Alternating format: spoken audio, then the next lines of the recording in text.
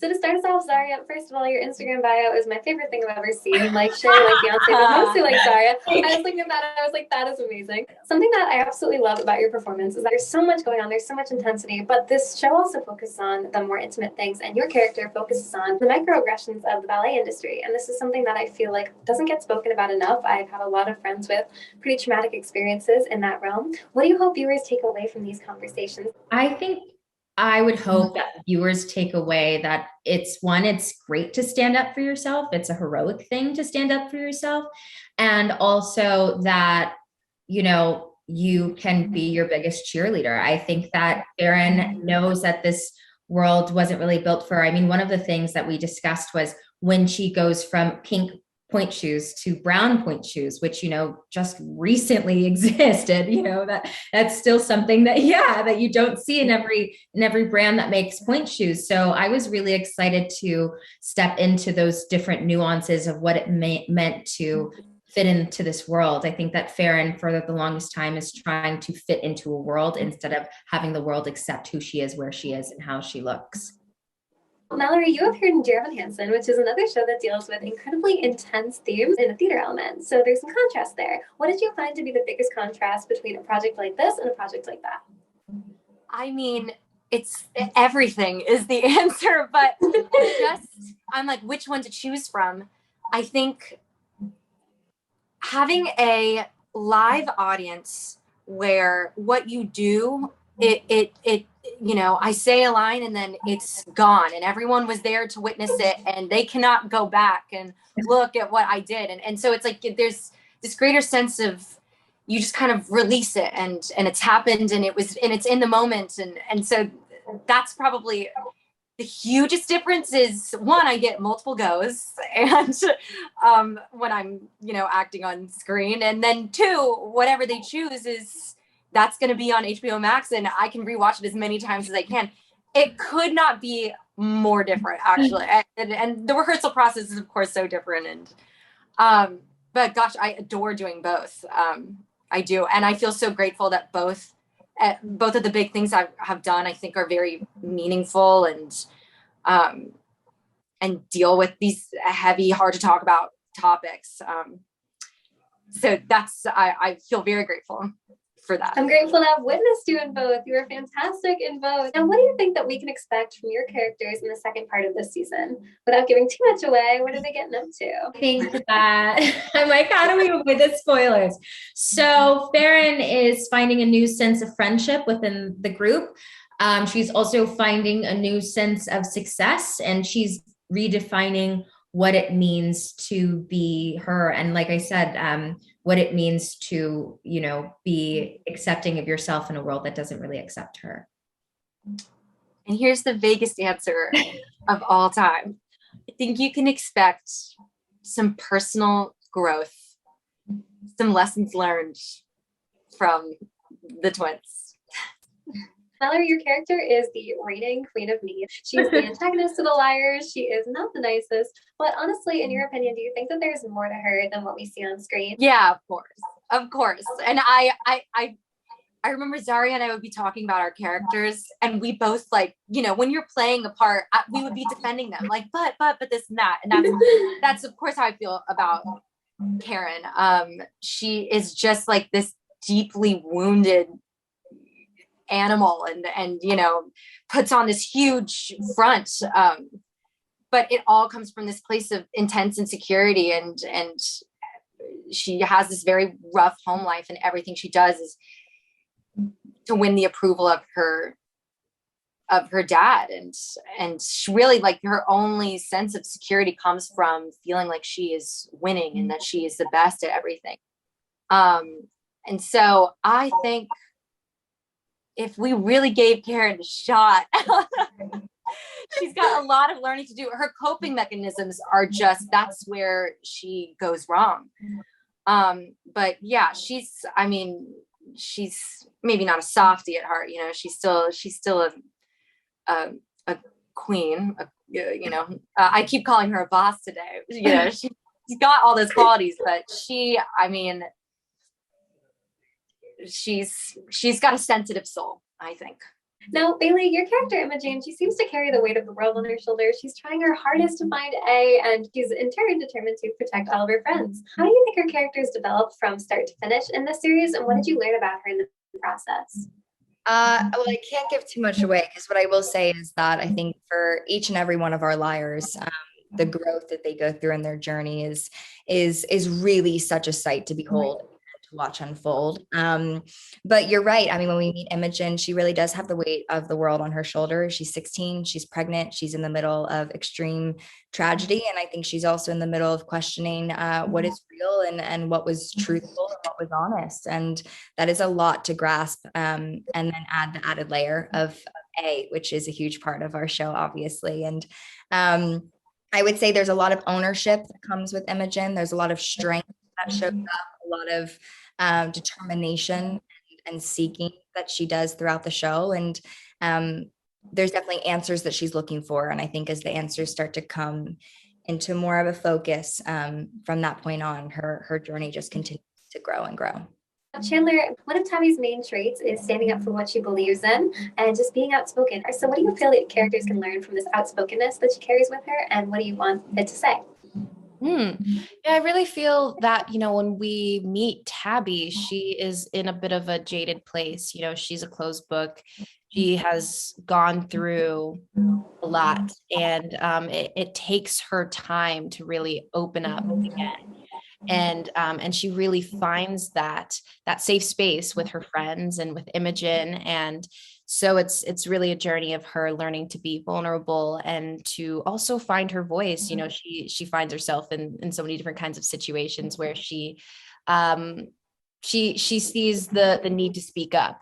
And I think that is really, really important, as a young woman, as a young person, to see that displayed and represented. And so I think that's really a large part of her journey. And it was really a big inspiration to me because as someone who has strong opinions, but doesn't always know how to express them, I think she's the perfect kind of role model, at least for someone like me that can learn from that quality of hers. So she's a pretty special gal, I would say. You guys both play two incredibly developed and it's extremely intense characters. They go through a lot throughout the course of this show. What did you find was the most difficult process in preparing to play these roles? I think the process of trying to understand the roles the best that we can without a lot of knowledge. I think what's so fun about this show is you're constantly uncovering with these girls in real time as you're watching. And for us as actors, the same went for us.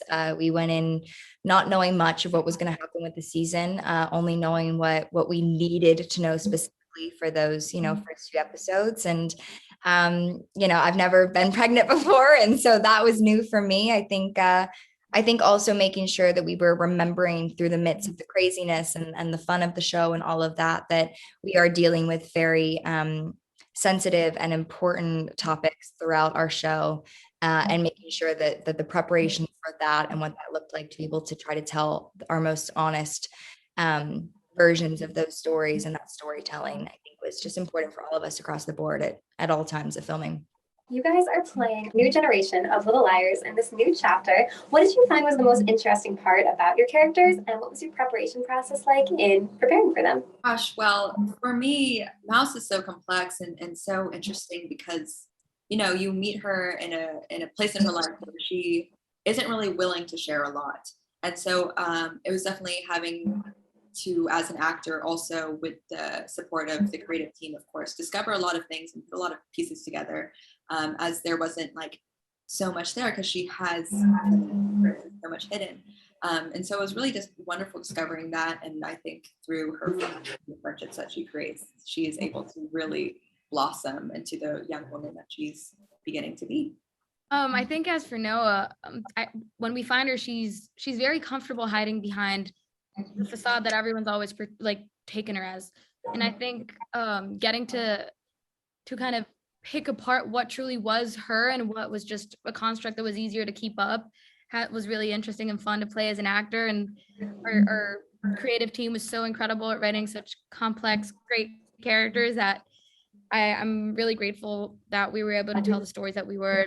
Noah's really loyal, strong, funny. She's all these things that I love about her, and it's honestly just been awesome to get to play around with everything that Roberto and Lindsay created for her. I think, at least personally for me, my biggest challenge, I would say, and my biggest like worry in a good way, was to keep everything respectfully genuine. Like, I never wanted to, any of the topics that we were talking about or that were affecting my character specifically, I really wanted to be honest and raw and truthful with the stories that we were telling, more so with my mom's addiction and everything that we were talking about during the show. I think it was really important for me to stay true to the reality of a situation like that, and for people to feel respected to the story. So that's definitely the biggest thing for me, and that was something that I carried throughout the whole shoot, in terms of how I kind of looked at the character and the storytelling. Yeah, I mean, I think representation is so important, but thoughtful representation is the thing that, you know, promotes change and is able to do those stories justice, like Mike said. And I think, you know, you take on a certain amount of responsibility as a young actor to embody people that do represent so much for so many. Of course, being able to call myself a liar, being able to be on this show is so iconic, but it also does come with a weight on your shoulders. So it was really important just to, you know, have conversations and communicate and check in with the other girls. Some of us have experienced some of the things that are portrayed on the show, and so it was just important to like have that dialogue and keep it open and like Maia said, be respectful. So you guys were tasked with creating an all-new set of characters to take on a new chapter of such an iconic story. Now, what was this process like, and what did you find most exciting about it? You know, it was exciting and daunting because, as you said, Pretty Little Liars looms so not large in popular culture. It has such one of the most rabid, large, passionate fan bases. So it was daunting. It was exciting. I think it was also an honor to get to open up and explore a different corner of the PLL cinematic universe. So it was all those things, and it was kind of about finding a new way in, and in this case, it was introducing or exploring a genre that the original PLL flirted with, which is horror, but that this is a full-on horror slasher, retro 70s vibe horror where all of our Pretty Little Liars were the so-called final girls. So it was all the feelings. Absolutely. Oh, okay.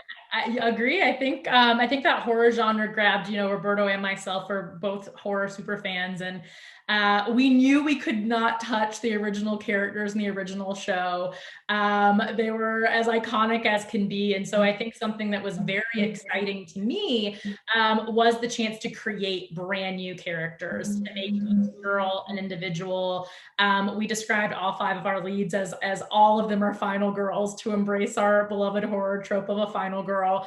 So having the chance to sort of work together, really to figure out what was important to us to tell, what stories we identified with. We talked a lot about our own stories growing up, our friendships, and having it be a multi-generational story was also really exciting. You know, I find myself at the age, maybe Roberto as well, where we're identifying more now with the mom characters than the youth characters. So having a story where you can be inspired by and remember the youth and yet understand and have a POV of the adults, I think is really exciting. The horror element is amazing. I remember from the second the opening credits were playing, I was like so drawn in. I thought it's so incredible what you guys have done with it. I'm absolutely obsessed. Now, the concept of A is very chilling and perennial part of the series, both this series and the past series. How did you develop it for a new generation of viewers, and what was your own sort of spin that you guys put on it?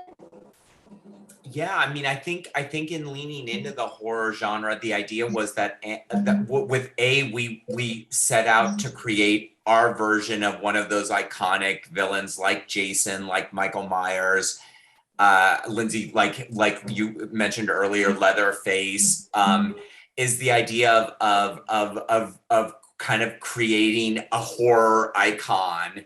And it's funny because I think in the original draft of the script, I think A had an animal mask or something. And then when we got our amazing director, Lisa Soper, who's is a horror maven and a brilliant designer, we kind of said, you know, run with it. Like what is, come up with your version of A. And then she came up with that chilling horror mask that is just horrifying and terrifying. So, but the idea was different genre. What is if we're exploring this different genre, then what is the A character in that genre? And it was this terrifying, implacable, faceless villain.